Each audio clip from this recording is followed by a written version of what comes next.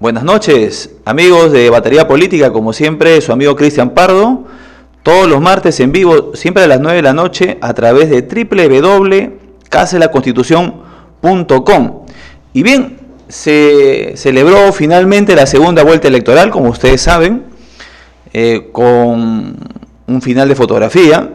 Ya estamos casi al más del 99% a estas horas del conteo de las actas a nivel nacional, y todo indicaría que por un poco más de 50.000 votos, Pedro Pablo Kuczynski se convierte en el nuevo presidente del Perú.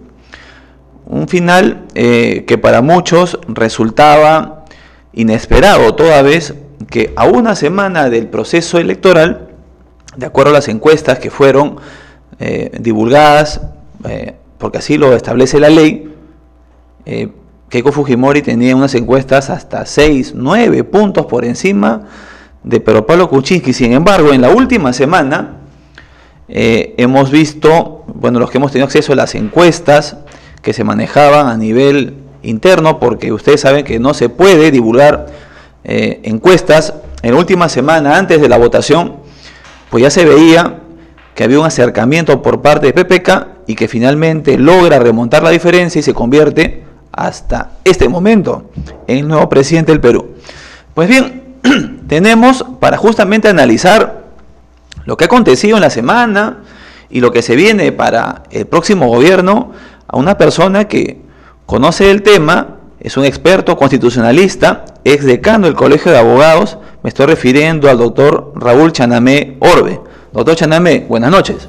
Cristian, en primer lugar saludarte, estar aquí en tu programa, Batería Política. Es un programa juvenil, un programa aspiracional, y te acompañamos en esta noche, en este programa que siempre es interesante por tu inteligente conducción. Muchas gracias, doctor Chanamé. Bueno, cuéntenos, ¿qué impresión le da el resultado en principio?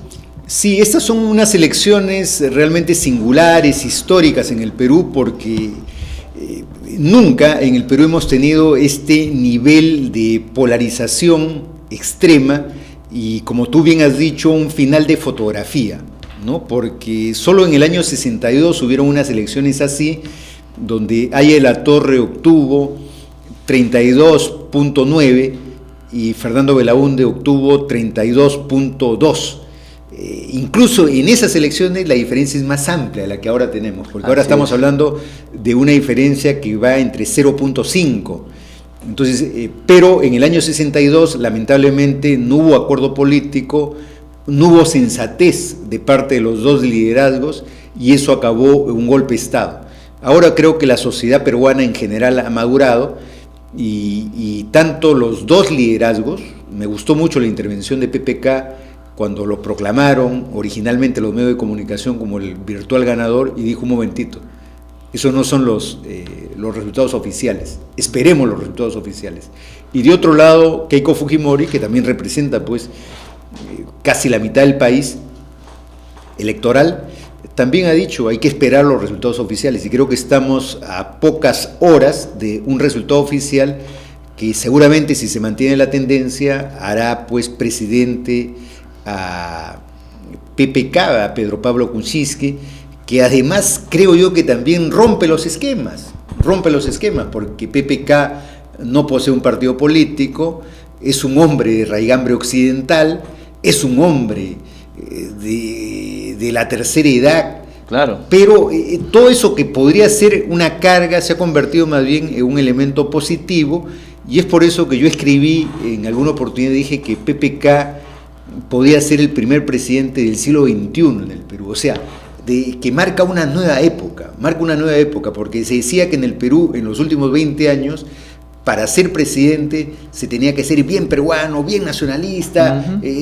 tenías que apellidarte Quispe, tenías que ser Humala, Toledo, y PPK ha roto ese esquema. Bueno, en el Perú ha habido Billinghurst, por eso, hubieron Fujimoris, ¿no? O sea, hemos tenido presidentes de origen extranjero. PPK responde a ese perfil, es un banquero de inversión, ¿no? Es todo lo antipolítico, precisamente, ¿no? Claro, o sea, es un candidato sin complejos. Así es. Sin complejos por la edad, sin complejo por ser rico, Ajá. ¿no? Porque también hemos tenido el síndrome de que no puede haber un rico de presidente, y también creo yo que la política del siglo XXI ha vencido todo eso. Es un candidato además que surgió en las redes, no surgió en las plazas, surgió en las redes, y entonces no fue un candidato de los mayores, fue un candidato de los jóvenes. Entonces, una serie de elementos sociológicos inéditos que han construido un candidato que virtualmente puede ser el presidente, pero además que tiene retos también inéditos, porque tiene solo 19 congresistas, no tiene experiencia política en términos del pacto, la alianza, eso es la política, y cómo manejarse con estos factores externos, cómo manejar él, que la izquierda ha votado por él. Siendo un candidato de extrema derecha. De extrema derecha, no solamente ha votado la izquierda moderada, ha votado la izquierda radical, porque hay un dato interesantísimo en el último proceso electoral. Yo estoy escuchando las evaluaciones, pero yo tengo una perspectiva diferente de la evaluación que se hace sobre los resultados. PPK no gana dicen por el factor Ramírez, por el factor Klimper, no. Si revisamos matemáticamente las elecciones, ha ganado porque el voto viciado y blanco, que era duro hasta hace 10 días, 13%, ha bajado a 5%. O sea, ese voto ha terminado dando, y allí no solamente está el voto de Verónica Mendoza, principalmente está el electorado de Gregorio Santos. Hay una cuestión. Hoy día justo vi el resultado de la votación de 2011 con la de 2016. Y el voto nulo y viciado, que es un histórico, porque parece que se ha mantenido siempre así, se ha reducido en 1%. Ese 1% es la diferencia que le da el triunfo a Pedro Pablo Kuczynski. O sea, parece que las personas que históricamente siempre han votado blanco y viciado, dijeron un momento, no, me voy al otro lado. Claro, los antisistema. Así es. Entonces, resulta que tanto la CONFIEP como Patria Rojo, el Partido Comunista de Unidad, finalmente coincidieron en algo, que PPK tenía que ser el candidato. Sí. Y es bien curioso, ¿no? Por ejemplo, la votación de Cajamarca que le estaba analizando es muy interesante. Ahí está la clave. Algunos se van al Cusco, Puno, pero es lógico. Cusco y Puno tenían que sumar. Pero lo ilógico es que Cajamarca, que en la primera vuelta Gregorio Santos obtuvo 50% de los votos, y Keiko Fujimori obtuvo el 35% de los votos, en esta oportunidad el resultado ha sido así: 50% de los votos para PPK. Increíble. Y 49% de los votos para Keiko Fujimori. O sea, se polarizó. Pero esa polarización, ese trasvase del voto radical, antisistema, ha terminado beneficiando a PPK. Eso es increíble, porque ese voto antisistema, que siempre ha rechazado a todos, ha terminado endosándose a PPK, ¿no? En el Perú parece que también hay una constante, ¿no? Creo que desde que se inicia esta etapa de la política peruana contemporánea, a partir de los 80, parece que los antis han sido los que siempre han obtenido el triunfo, ¿no? Belaúnde, que se abstuvo de participar en la constituyente del 80, bueno, García, ¿no?, que también venía con toda esa leyenda de ahí de la Torre, del APRA, y el heredero de toda esa tradición aprista logra el triunfo prácticamente en primera vuelta. Y luego Fujimori, ¿no?, que viene de la nada, y por llevar la contra al candidato de la derecha, la gente lo elige a él. Y luego aparece Toledo, el 2000, también para darle la contra a Fujimori, le roban la elección a Alejandro Toledo, y luego siempre ha sido seguida de anti, ¿no? Sí, si te das cuenta, también la izquierda ha contribuido a hacer gobiernos. Así es. Porque la izquierda es anti, pero a veces es anti totalmente desconcertante. ¿Y por qué está pasando eso con la izquierda peruana? Bueno, es una izquierda altamente fraccionada, que carece de un liderazgo, salvo el liderazgo que tuvo Alfonso Barrantes, que es el momento cumbre estelar de la izquierda peruana, donde estuvo a punto de llegar al poder. Estuvo a punto de llegar al poder, pero su fraccionamiento hizo pues que fracasase en el año 90. Pero la historia es así, Cristian. En el año 80 debió llegar al poder, y creo que hubiese sido lo necesario, el APRA. Claro, Armando Villanueva. Armando Villanueva.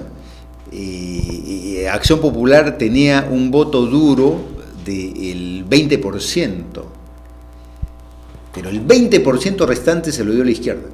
Increíble, eso es increíble, pero fue así, esa es la historia real, porque la izquierda también tenía sus antis, el antiaprismo. Porque estuvo de candidato en esa época Ceballos, creo, también. No, tuvo 5 candidaturas. 5, ¿no? 5 candidaturas, se fraccionó, y al fraccionarse, el voto útil de la izquierda terminó endosándose a Fernando Belaúnde. O sea, la izquierda tiene una psicología y tendrá que responder ante la historia. Puso a Fernando Belaúnde, no puso a Armando Villanueva, que era un hombre de izquierda. Si pues identificamos correctamente, Villanueva era un hombre radical, de izquierda. Pero el antiaprismo del sector más radical del comunismo prefirió darle el voto a Belaúnde antes que a Villanueva. En el año 90 va a ocurrir lo mismo. En el año 90, la izquierda fraccionada y debilitada, porque si la izquierda no se divide en el 90, estoy seguro... Pis y Barrantes fueron separados. Estoy seguro que si Barrantes iba de cabeza a la izquierda en el 90, podía ser. Barrantes era presidente del Perú. Sí. Ese era el camino de una transición adecuada, pero una izquierda suicida se divide, se fracciona, queda sin capacidad de poder, y entonces entre Vargas Llosa, que era también el cuco del momento, la izquierda le da el voto a un NN, a Alberto Fujimori. Era medio filoapris, incluso Fujimori, ¿no? Claro, tenía. Claro. Y entonces la izquierda no sabe con quién trabaja, sino es el anti, y le da el voto a Fujimori, que termina después siendo pues su daga, diríamos, ¿no? O sea, le da el voto y claro, con el afán de dirigir a Fujimori, eso no es posible. Creo que la izquierda, desde hablando ya del siglo XXI, la única elección que pierde estratégicamente fue con García, quizás, ¿no? Claro. Porque gana con Toledo, se van con Toledo. García, bueno, entra con un frente medio raro, ¿no? Porque aprovecha la coyuntura internacional para hacer un frente antichavista, ¿no? Generar un ambiente de emergencia nacional, como fue el ambiente de ahora también, contra el chavismo, y todo el país se une en base a Alan García y logra la presidencia. Humala, con el apoyo de la izquierda, vence al fujimorismo, también otro ambiente parecido al de García, contra el fujimorismo y ahora contra el narcoestado, ¿no? Claro, ¿no? Se repiten estos esquemas simbólicos de la política, de grandes imágenes, grandes temores, de tal manera que la política no se construye sobre grandes afirmaciones, grandes programas, claro. Porque ¿qué programa hay que Santos o el electorado de Santos vote por PPK? No hay ninguno. Ahí está PPK es representante pues de una visión de economía de mercado. Santos es de una visión chavista radical, o sea, es chavismo radical, ¿no? Sin ambajes. Entonces, ¿qué relación ideológica hay? Ninguna. Pero ¿cómo es posible que han votado juntos? Esa es la política peruana, pues, ¿no? Así funciona y ha funcionado en los últimos 40 años, ¿no? Entonces, seguramente se hará un balance. Lo ideal es que este gobierno, que surge muy frágil, pueda ser consistente y mantenerse en los próximos años con el respaldo de esta izquierda, que esperemos pues no sea exigente en los próximos meses, ¿no? Porque tiene que darle una primavera democrática a PPK para que pueda gobernar con cierto orden. Ahora, ante esta realidad que hemos visto con las normas que tenemos electorales, hemos identificado algunas anomalías. Por ejemplo, ¿no? El hecho que haya salvado la valla electoral el partido Democracia Directa y que haya obtenido una abrumadora mayoría en Cajamarca, que no tenga un solo parlamentario, Lo otro es que un gobierno, o sea, que un candidato gane la presidencia con 19 parlamentarios y la oposición tenga la mayoría absoluta y que haya perdido por 50.000 votos en un universo de 22 millones. Entonces allí creo que tienen que verse algunas innecesarias reformas que creo que el sistema peruano evidentemente no ha previsto, ¿no? O sea, no puede ser posible que yo gane una región y no tenga un parlamentario, por ejemplo, ¿no? ¿Cómo podemos de alguna manera corregir estos errores? Sí, Cristian, tú has identificado problemas que han habido en este proceso electoral general, donde se ha demostrado que había una legislación contradictoria, insuficiente, y si a eso le sumamos que el gobierno, el Poder Ejecutivo y el Congreso dio una legislación extemporánea en pleno proceso electoral que establecía, por ejemplo, el tema de las dádivas.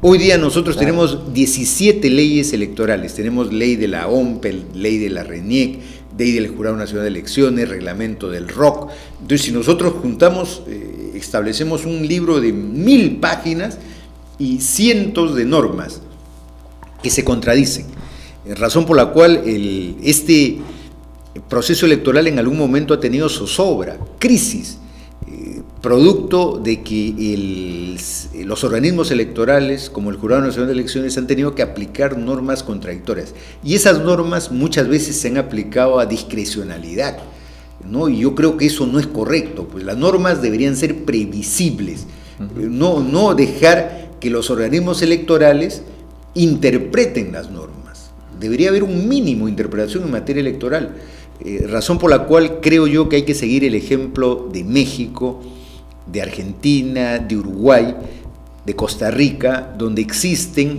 códigos electorales únicos, una sola ley.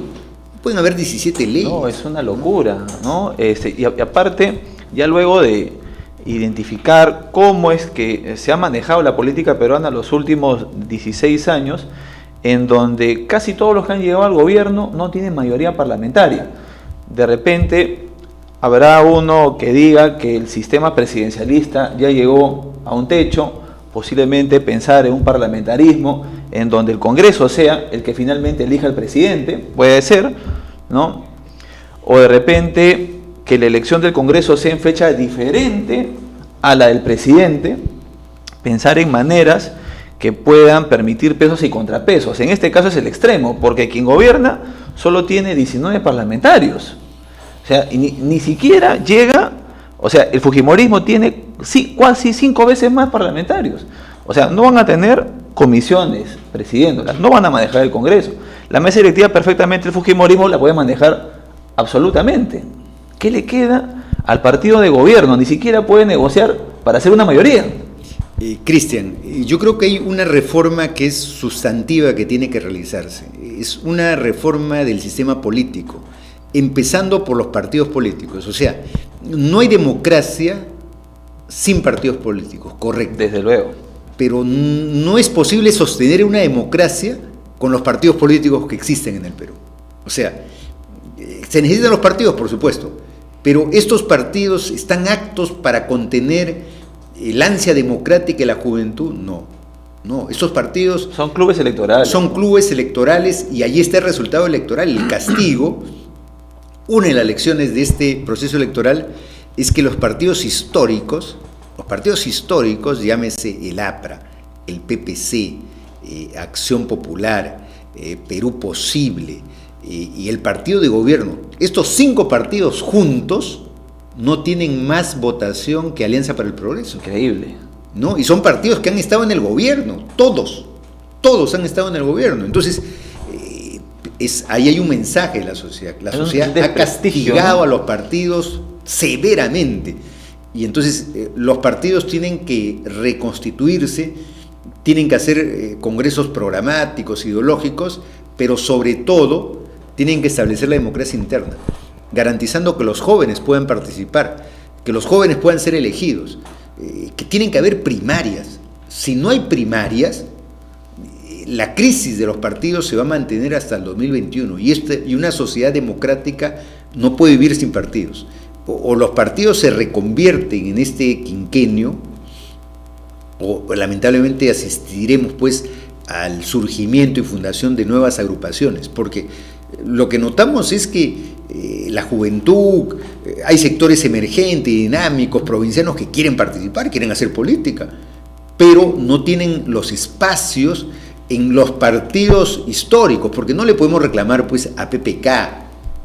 PPK tiene lo que yo diría un gran club electoral. Sí, claro. ¿No? El fujimorismo quizá es uno de los pocos movimientos emergentes que ha construido una organización territorial muy importante. Quizás hoy día el fujimorismo tiene el partido de masas más importante del Perú, sustituyendo al APRA. Pero curiosamente, pero acá hay un tema, que por ejemplo de los 5 que han entrado por el partido aprista, son militantes. Los 5 que han entrado por Acción Popular son militantes. Pero de los 73 que han entrado por el Fuerza Popular, solo 11 son militantes. Claro. Es increíble. Entonces, ¿qué cosa está pasando acá? Que lo que ha pasado, o sea, aparentemente lo que Keiko Fujimori ha hecho es identificar referentes regionales, pero los ha identificado bien. Ese es el trabajo eficaz que ha logrado Keiko, porque ha logrado que en todos los departamentos del Perú tiene un representante, por lo menos. Claro, su lista parlamentaria tiene más votos que su lista presidencial. Pero acá hay también un grave problema, y que acá tendríamos que ya pensar en que si es viable o no el Senado, porque es distrito electoral único, que la votación que sacó Keiko Fujimori es solo del 35% del Congreso, lo que no debe significar que tenga 73 parlamentarios, que es casi el 65%. Entonces ahí hay una distorsión completa del sistema. Claro, el sistema está distorsionado, pero esa regla se le aplica a todas las fuerzas, ¿eh? Sí, claro, a todos. Si le aplicas el 35% al fujimorismo parlamentario, le tendrías que asignar el 7% al Frente Amplio. Ahora, y los demás desaparecerían, estarían en el 1%. Pero ¿qué sucede? Entonces, bajo esa lógica de distrito electoral múltiple, lo que debería pasar es que deben incrementarse el número de parlamentarios. Por supuesto. Es que no hay otra forma. Por supuesto, estamos hablando de 22 millones de electores, entonces una media, o sea...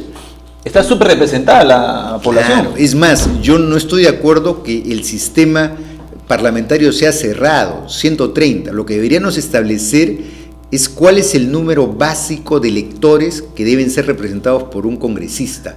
Que eso es lo que hay en Estados Unidos y también en Chile. ¿eh? Sí, claro. En Estados Unidos era 250.000 electores, un representante. Entonces, si la población crecía también la representación parlamentaria, ¿no? Porque es Cámara de Representantes. ¿No? En nuestro caso se ha puesto un número limitado, y tenemos pues 22 millones de electores, o sea, estamos subrepresentados y además hay un problema adicional. Yo sí estoy convencido de que hay que establecer el distrito uninominal, o sea, nombrar representantes por espacios territoriales, En Lima, en todo Lima se eligen 36, tenemos el voto preferencial, pero ¿tú a quién eliges? ¿Eliges a alguien que vive en tu distrito, que tú puedes darle la mano, que puedes darle una carta? No. Eso es en Chile, Ecuador, ¿es así? Votamos por personas a las cuales nunca vamos a ver. Y no tenemos cómo reclamar, fiscalizar, tenerlas cerca. No tenemos otro mecanismo que es muy sabio en los Estados Unidos, que es las elecciones por mitades. A mitad de mandato hay una ratificación. Si has cumplido, te ratifico, pero si has traicionado tus promesas, si me has traicionado como elector, simplemente ahí está la fuerza de mi boleta para retirarte. Eso hace fuerte la democracia norteamericana, claro, y la hace muy débil la democracia peruana, donde aparece que es una democracia de procedimiento. Cada 5 años, de manera obligatoria, ir a votar por el menos malo, pero de ahí tengo que volver 5 años después, porque nunca más vuelvo a activarme políticamente para ver si aquel que elegí presidente o parlamentario cumplió con sus promesas, cumplió con las leyes que me prometió. Doctor, ¿qué opinión le merece la noticia que hemos conocido, pero que todavía no sale en los medios como debiera, que el gobierno estableció orden de inamovilidad y dispensa a los militares y a los policías en la votación última el domingo. O sea, es una jugada estratégica del gobierno, evidentemente, porque parece que habían identificado, es una hipótesis que estoy manejando, que se dieron cuenta que no había un voto favorable para un candidato, así que dijeron mejor que no vaya a votar nadie. Sí, yo creo que esa es una distorsión pues grosera, absurda. Porque tanto se peleó para que los militares y policías voten que a la hora de la hora no votan. Claro, yo me recuerdo, hemos hecho fórum, eventos, seminarios, y se le reconoció en el año 2004 el derecho al sufragio, y ahora pues estas órdenes de inamovilidad son cosas absurdas, pues no se pueden manipular a las Fuerzas Armadas. Y ahorita estamos discutiendo 50.000 votos nomás, imagínense. Por eso, ¿no? Entonces, o sea, esas cosas groseras de una democracia pues totalmente incipiente, que se hacen estas cosas tan absurdas para manipular políticamente, ¿no? Entonces, creo yo que claro, en el momento, si esto se comprueba, va a ser escandaloso moralmente, porque las elecciones no deben pues prestarse ese tipo de hechos y no se debe manipular nunca, jamás a los militares y policías, ¿no? Porque eso ha distorsionado el sistema político peruano, ¿no? Cuando se les excluyó a los militares el derecho a voto, les abrimos las puertas del golpismo. Así es. ¿No? Y hoy les hemos dado el sufragio para integrarlos, para que sean parte del razonamiento y la búsqueda de solución a los problemas. Pero no se les puede tampoco excluir de esa manera grosera. Si esto se llegase a comprobar, realmente fuese muy penoso para la democracia peruana.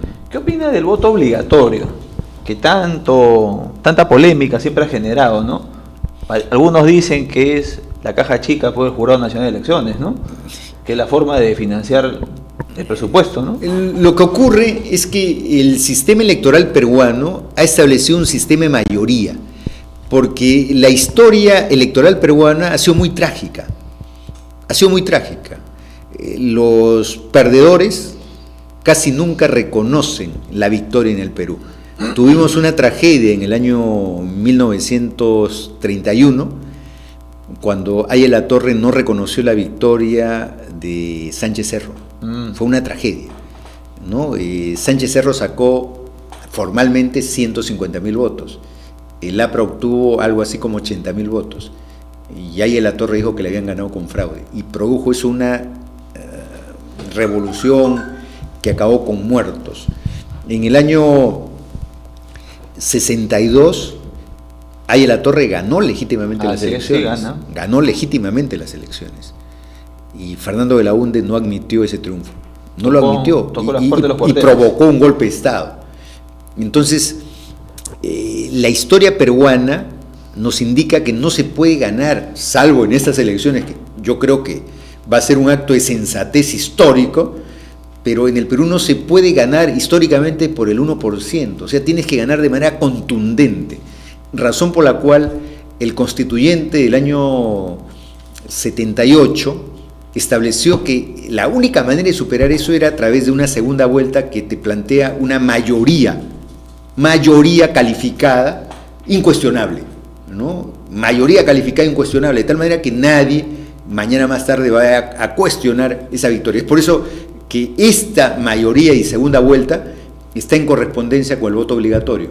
Lo que se busca en el Perú es que el gobierno, el ejecutivo, tenga una mayoría calificada de tal manera que le dé consistencia y estabilidad al gobierno. ¿Por qué? Porque no tenemos una cultura democrática. En el Perú nadie podría ganar con el 15%. A nadie le aceptaríamos que gane con el 15%. En Estados Unidos se gana con el 20%. Sí, pues. En Colombia se gana con el 20% y nadie dice, oye, tú no representas al 80%. Nadie de ese 80% que no votó por el candidato cuestiona eso, porque es una vocación democrática. Yo no voy a votar, pero acepto el resultado. Yo no creo que en el Perú, por nuestra forma pasional de ver la política, aceptaríamos a priori ese tipo... Pasional e irresponsable. Pero somos así, en la izquierda y en la derecha, somos así. Entonces, es por eso que existe el voto obligatorio, porque mira, Cristian, ya se han hecho encuestas. Si el voto fuese voluntario, ¿cuántos votarían? Se dice el 20%, El 30%. Imagínate, 30% con 20 candidatos. O sea, el que ganaría con el 10, 15%. Pero eso también ha generado, de otro lado, algunas también anomalías, porque se permite la manipulación, por ejemplo, de personas que no tienen un nivel cultural y que por una canasta de víveres, como lo probó como un experto matemático el señor Acuña, que si regalaba una canasta eran 6 personas y multiplicado por otras 6 eran 36, y si eso lo extrapolaba a la cantidad de la ciudad, era alcalde de Trujillo.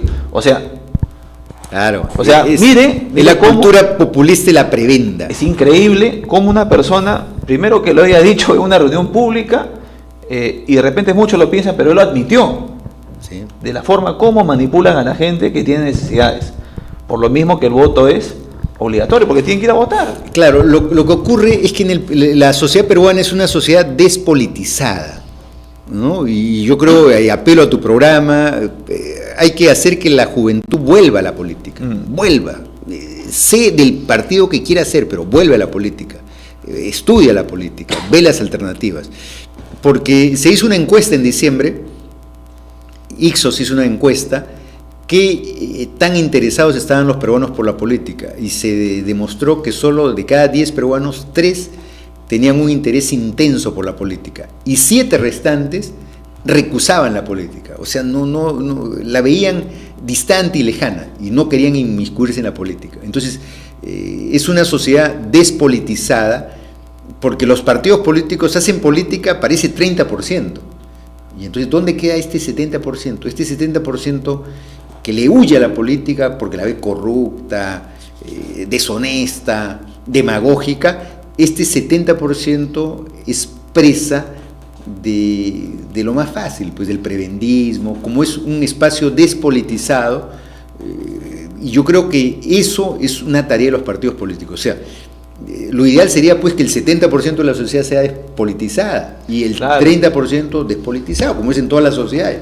Pero acá está invertida la lógica y solamente hay un sector dinámico de la sociedad que hace política, critica, lee periódicos, usa las redes, pero estamos hablando del 30%, no estamos hablando del 70%, la mayoría silenciosa no hace política, pero sí hace presidentes, hace alcaldes, ¿no? Y entonces, ¿cómo hacemos para que exista un equilibrio entre... Porque a una sociedad más informada no la vas a ganar pues dándole un panetón. Solamente a una sociedad desinformada que no le da credibilidad al sistema político, es a la que la puedes engañar con el spot, con el regalo, ¿no? Puede atribuirle a esos movimientos que se han dado en la última semana, ¿no? de la campaña, ¿no? Estas marchas, el triunfo de Pedro Pablo Kuczynski finalmente, que fue el envión, ¿no? Final, ¿no? Porque la movilización esta de la marcha de la Plaza San Martín hasta la Plaza de Mayo fue realmente multitudinaria. O sea, yo no veía, más gente vi en la concentración que se hizo para impedir el fraude del año 2000, por ejemplo, ¿no? Que Fujimori quería ganar en primera vuelta. Yo estuve ahí. Toda la Plaza San Martín estaba repleta. O sea, era una cosa que parecía que todo el Perú se había metido en la Plaza San Martín, ¿no? Esperando que la OMPE dijera hay segunda vuelta, ¿no? Y de ahí ya viene la marcha de los Cuatro Suyos y los Vladivideos que determina que... Pero yo he visto una marcha más grande que esa. ¿Cuál? La marcha contra el aborto de la iglesia, 700.000 personas. Ah, bueno. No, o sea, esa es la mayoría silenciosa que me refiero. Y algún partido político quisiera tener un 10% de esa multitud. Pero acá hay un tema. La gente llegó de manera espontánea. Estas marchas, yo también las he presenciado, son movilizaciones organizadas. O sea, en ese momento salía a la radio Toledo, me quieren hacer un fraude, y todo el mundo fue a la plaza, o sea, y fue en el instante. Yo no creo que si alguien sale Cipriani, digan, véngase ahorita a la Plaza de Armas contra el aborto. No van de más de 10 gatos. Ya irán 20, pues. No sé, pero no van a llenar la plaza en ese momento. Sí, no sé, pero yo estoy tratando de analizar esa mayoría, que es una mayoría conservadora. En el Perú, claro que hay mucha gente conservadora. Es muy apegada. Es una mayoría que tampoco a veces se le subestima. Se le subestima porque viene pues de una tradición religiosa. pero creo que, y yo he visto esa marcha, he dicho, no, mueve mucha gente. He visto esa marcha, he dicho, ya quisiera tener un partido político, solo el 10% de lo que hay acá, ¿no? Porque es una iglesia, pues, es un tema religioso. Es una iglesia, y también claro. El otro factor dinámico son las iglesias evangélicas, también claro. es admirable el tema de las iglesias evangélicas, que tienen otra forma de entrar a la política, ¿no? Entonces, me refiero a eso, sí, de que lo ideal es que la sociedad se manifieste, los jóvenes estén en las calles, las iglesias también, o sea, sin subestimarlo, entendiendo que esa marcha del aborto lo que quiere decir es que los que podríamos estar por el aborto somos una minoría, que hay que reconocerlo. Y hay que reconocer que si vamos a un referéndum vamos a perder abrumadoramente, porque la mayoría social tiene una forma de ver distinto a nosotros. Entonces, lo que falta es más debate, lo que falta es más discusión, lo que falta son más espacios públicos para discutir los temas de fondo. Entonces, en el Perú no discutimos, no dialogamos, nos trompeamos, ¿no? Entonces, hay que superar eso, porque solo en una sociedad deliberativa, como lo sostiene Giovanni Sartori, la sociedad del siglo XXI es una sociedad de debate, es una sociedad, las redes forman ese papel. Exactamente, ¿no? Que es lo que de repente se imaginó Sartori, pero ya la tecnología lo logró finalmente. Claro, entonces, pero es una sociedad de deliberación. A mí lo que me preocupa es que solo es en el Perú el 30%, el 70% está en otras cosas. Yo creo que un 70% estaba en esa marcha de la iglesia, ese 70% abrumador estaba en esa marcha de la iglesia. ¿Y esas personas por qué hubiesen votado en esta segunda vuelta? ¿Por quién han votado? Yo creo que han dividido su voto. Seguramente un sector, es por eso que Keiko Fujimori no se pronuncia sobre el matrimonio, sobre la unión de hecho entre personas del mismo sexo, porque ella representa ese sector conservador de la sociedad peruana, ¿no?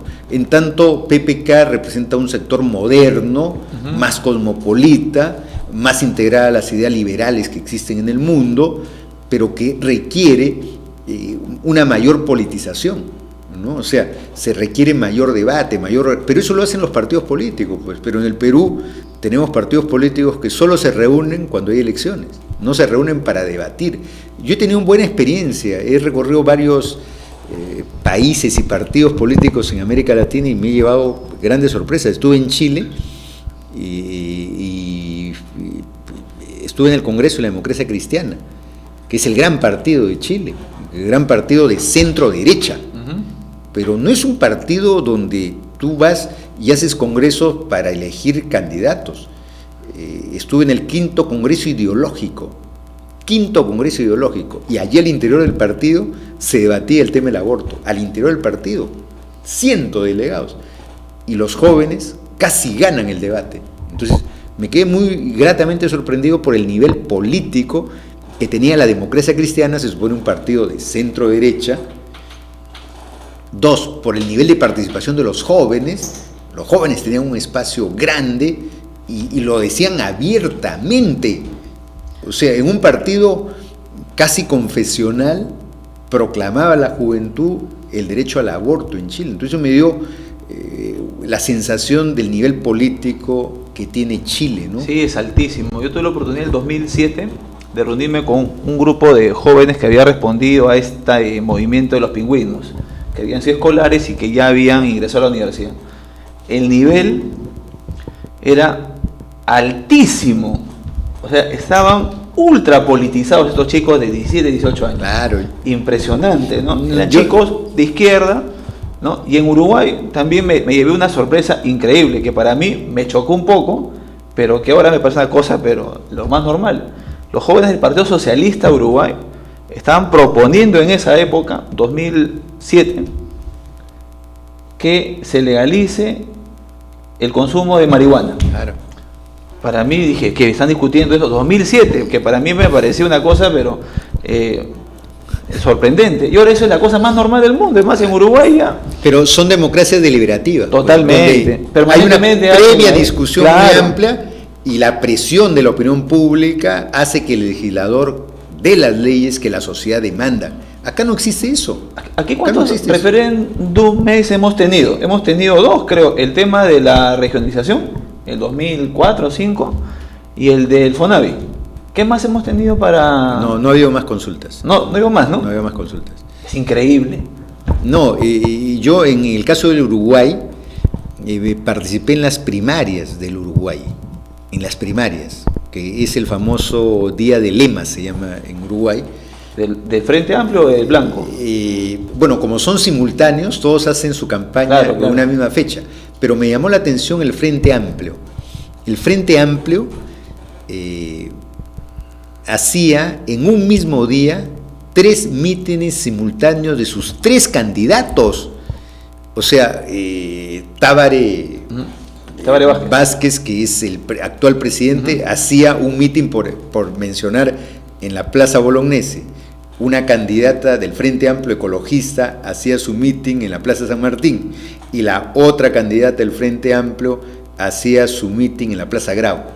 Entonces, simultáneamente, los 3 candidatos estaban haciendo, y cada uno con su público, estaba haciendo su propio mitin en una democracia deliberativa, ¿no? Y se iban, después de ese mitin, el mitin era el viernes y las primarias eran el domingo, ¿no? Y entonces, eso te da muestra de la fortaleza de los partidos, de la democracia interna en los partidos, porque un tema que no existe en el Perú es democracia interna. No hay, pues. ¿No? No hay, acá no hay. Al primer disidente te expulsan, ¿no? Aquel joven que diga, ¿sabes qué? Yo quiero ser candidato y tengo una propuesta distinta a la jefatura, ya pues se tiene que cambiar de partido, tiene que fundar su partido. Claro, es una pantomima acá. Entonces, cuando la pantomima no funciona, entonces vienen pues el voto de castigo, vienen las propuestas emergentes, propuestas radicales, propuestas antisistema.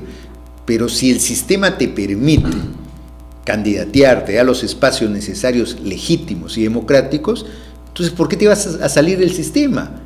Persiste en el sistema y te tocará tu momento, ¿no? Entonces, en Uruguay, en Chile, lo que tú dices, los escolares, los pingüinos, ¿no? Claro, yo estuve una vez en Santiago, donde vi una manifestación que nunca la he visto en Lima. Vi 250.000 escolares en una marcha, 250.000 escolares, muy bien organizados, escolares, no estoy hablando de universitarios, no estoy hablando de trabajadores de construcción civil, escolares, que demandaban pasaje escolar los 7 días de la semana. Esa era la demanda, y el gobierno les cedió, ¿no? Y los trataban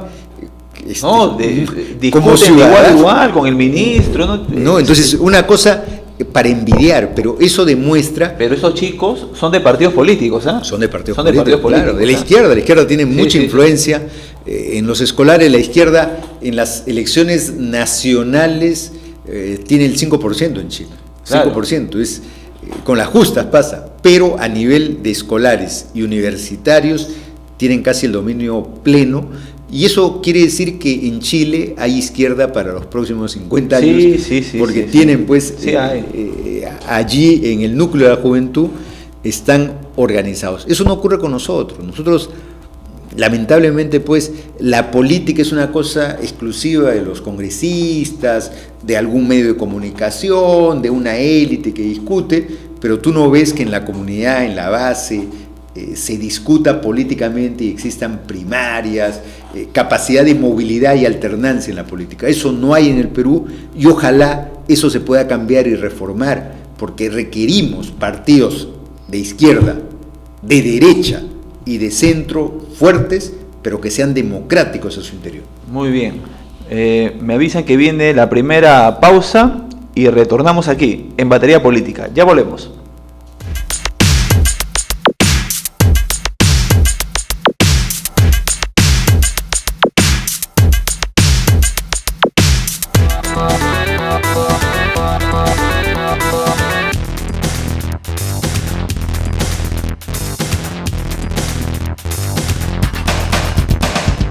Buenas tardes, soy Ángela Canto Buendía, representante de Pacto por el Perú. Felicitar por los temas de interés nacional que están tocando, especialmente para poder juntar, unir a la juventud en esta influencia grande que es la política. Muchas gracias y un saludo grande de la Casa de la Constitución.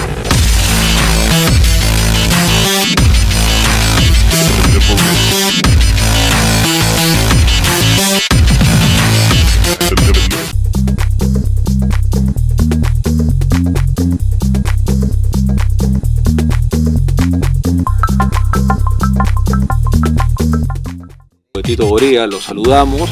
Sabemos que es un gran profesional, un mejor político, una buena persona, y yo creo que la labor que le está haciendo con los jóvenes del Perú, del país, con la Casa de la Constitución y con las tareas enmendadas a los jóvenes del Perú, yo creo que debemos alabar su tarea, muy profesional, muy política, muy costosa en términos de sacrificio personal, familiar, y le deseamos la mejor de las suertes. Gracias, Tito.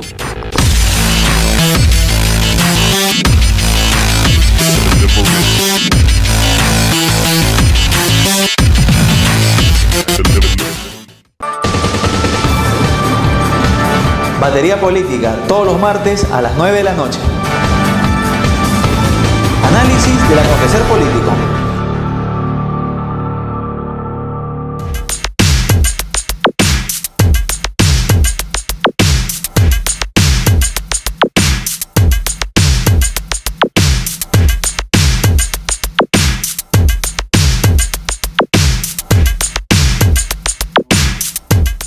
Bien, nuevamente su amigo Cristian Pardo, como siempre, todos los martes a las 9 en vivo, siempre aquí en www.caselaconstitución.com.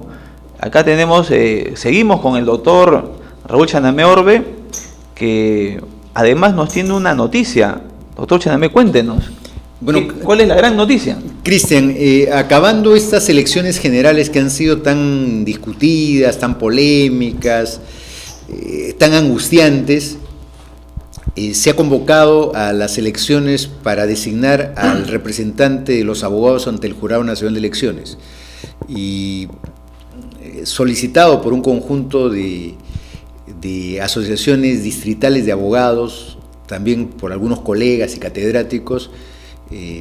Estoy postulando para competir en las elecciones del día 25, sí, para representar a los abogados en este organismo tan importante. El 25 tenemos elecciones plurales y democráticas, y estoy haciendo una propuesta que la sintetizo en una palabra, que es necesaria la reforma electoral, ¿no? Por los temas que hemos conversado, necesitamos una legislación única, necesitamos que existan primarias en los partidos políticos, necesitamos una ley de partidos políticos que aliente la participación juvenil, que garantice la democracia interna y que garantice que existan partidos programáticos. Entonces, creo yo de que el Jurado Nacional de Elecciones ha tenido una camisa de fuerza en estas elecciones, una camisa de fuerza que ha sido una legislación perniciosa que se ha dado en pleno proceso electoral. Nosotros proponemos, en tercer lugar, de que un año antes de un proceso electoral no se modifique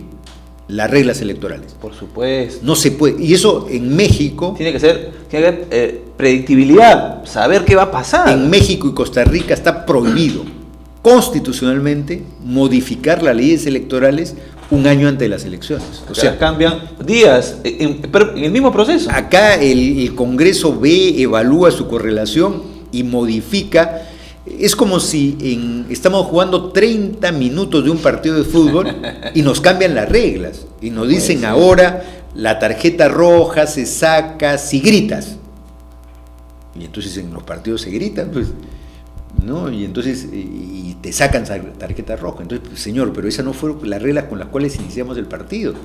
Y si la voz de mujer de repente suena distinto, no la sacan, pero al hombre sí. Exacto, ¿no? Y se deja una discrecionalidad para que el árbitro... No ha sido un comentario contra las mujeres, sino que acá hemos visto que una candidata que cometió el mismo acto no la sacan de contienda electoral. Claro, porque se ha usado la norma electoral a discrecionalidad de las autoridades electorales. Yo creo que eso no debería ser. O sea, el protagonismo en estas elecciones los ha tenido los organismos electorales. Y yo creo que gratis han tenido. Los organismos electorales deberían tener, de acuerdo a ley, una participación muy discreta, no como existe en cualquier país de América Latina. Los organismos electorales casi ni cuentan en los procesos electorales, claro. Pero acá los organismos electorales con la legislación han adquirido un protagonismo tal que pueden determinar el proceso electoral. Por ejemplo, la legislación permite que nosotros hemos tenido las elecciones el 5 de junio. La legislación permitía, la legislación permitía que el 4 de junio sea retirado un candidato de la segunda vuelta. El 4 de abril, pero perdón, la ley no dice eso, y eso fue también un reclamo que le hicimos al jurado. Dice no participar, y ellos han interpretado como que se pueden retirar. Claro. O sea, y yo de verdad ahí hago un cuestionamiento también al comportamiento del Jurado Nacional de Elecciones, que no es la primera vez que lo digo, lo he dicho permanentemente, porque no puede ser posible que se haya permitido que se retiren 9 partidos inscritos. Claro, 9 partidos. Es un hecho insólito e inédito. No, además, un problema que se crea a futuro.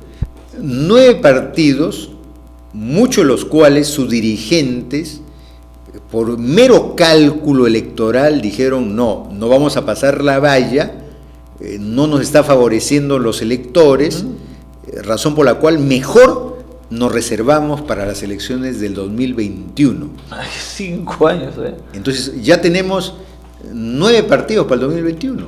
Entonces eso está mal, eso está muy mal, porque ya iniciado el proceso electoral es de igual manera. Estoy jugando el segundo tiempo, 30 minutos del segundo tiempo, y estoy perdiendo 5-0. Me retiro. Claro. Y entonces no vale el partido. Digo, te juego de acá a 5 años más otro partido. Pero ningún partido de fulbito de barrio se permite eso. Por supuesto. Y entonces acá En el nivel más grande se permite. se permite eso dejando una mochila, porque ahora hablamos de mochila, Ajá. para el 2021 con mayores problemas. O sea, dejamos a 9 partidos, muchos de los cuales no han sido competitivos, los estamos dejando para el 2011.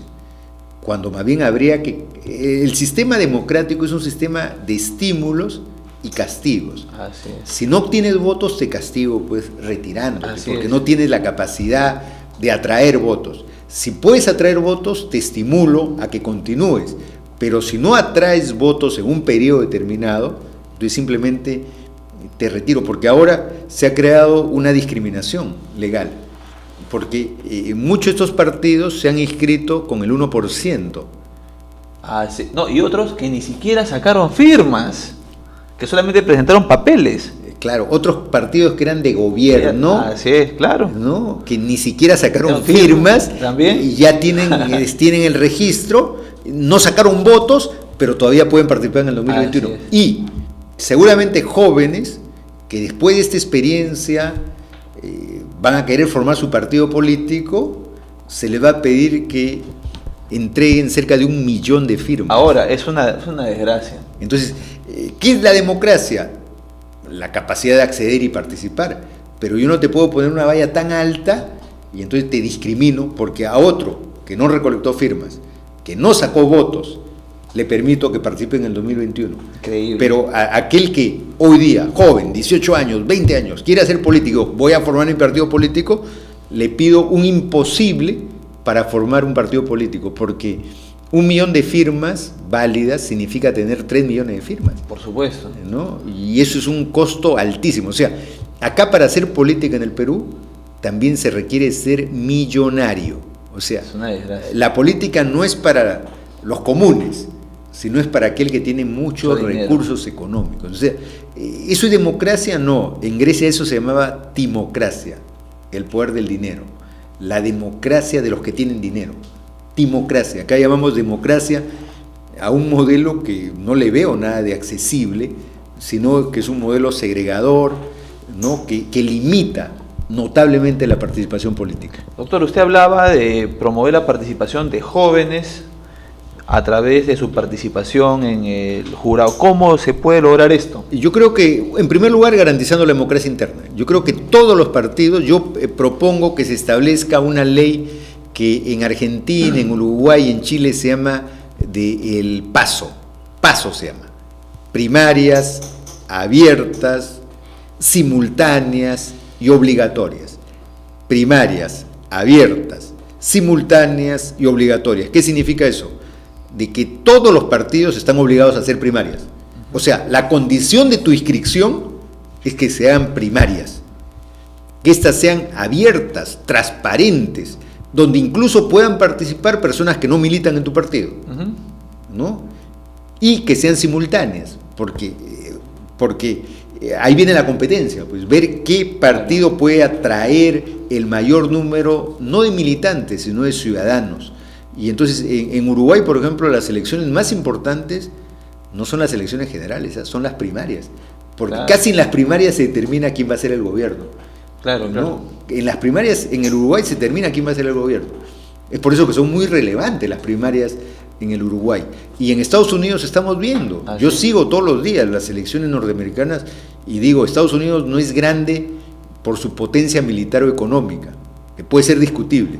Estados Unidos es grande por su democracia, por esas primarias donde se debate en los 50 estados, van los dos candidatos a debatir. Acá casi hemos hecho fiesta porque por primera vez en la historia del Perú hicimos un debate en provincia. No, pues, tenemos 200 años y por primera vez más bien deberíamos avergonzarnos, ¿no? Porque tanto es la omisión de nuestra democracia que por primera vez he hecho un debate en provincia donde está el 70% de los peruanos. Y se aprobó la relevancia de más de un debate en esta elección, porque le permitió a un candidato voltear la situación. Por supuesto, y el día que existan, como en los Estados Unidos, 50 debates, entonces vamos a tener una sociedad mucho más politizada, una sociedad mucho más participativa y mucho más informada, porque el voto debe ser informado, en tanto sepamos qué cosa proponen para gestionar y gobernar. Bueno, nosotros hemos tenido una experiencia aportando ideas a través de una propuesta que tuvimos que se llamó el diezmo juvenil, que se convirtió en la cuota del concejal joven, del consejero regional joven, y que permitió incrementar la participación.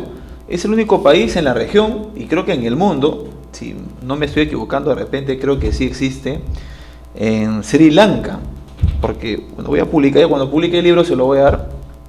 Hemos hecho como una especie de atlas de la participación juvenil en varios países del mundo, y nos damos cuenta que este aporte sirve para incrementar la participación. Ahora es para mantenerla, porque antes era bien pequeña. Pensando que incluso pueda tener esto a nivel congresal, ¿no?